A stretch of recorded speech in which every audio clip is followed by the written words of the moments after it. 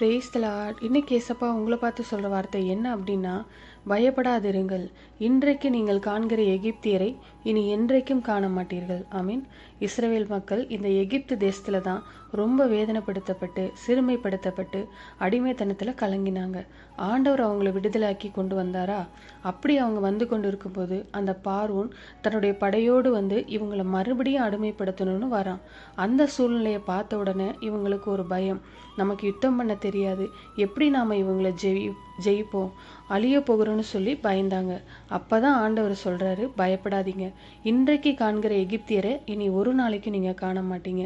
இதுவரை உங்களை பயமுறுத்தினாங்க, வேதனைப்படுத்தினாங்க, அடிமைப்படுத்தினாங்க, சிறுமைப்படுத்தினாங்க. இப்பவும் உங்களை அடிமைப்படுத்தலான்னு நினைச்சு உங்களை அழிக்க வராங்க. ஆனா இனிமே நீங்க அவங்கள பார்க்கவே மாட்டீங்க. ஏன் அப்படின்னா, நான் அவங்கள அழித்து நிர்மூலமாக்கி உங்களுக்கு ஜெயம் தருவேன்.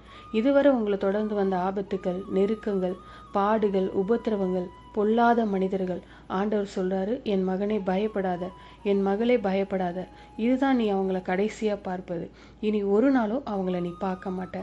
நான் அவங்கள சிதறடித்து அழிப்பேன், உனக்காக யுத்தம் பண்ணி அற்புதம் செய்வேன்னு சொல்லி அதே மாதிரி கடலை ரெண்டா பிளந்து அதுக்குள்ள தன்னுடைய ஜனத்தை பாதுகாப்பா நடத்தி பார்வோனையும் அவனுடைய சேனையும் கடலுக்குள்ள அமிழ்த்து அழிச்சு போட்டாரு. அதுக்கப்புறம் அவ்வளோதாங்க, எகிப்தின் சேனையே இல்லாம போச்சு.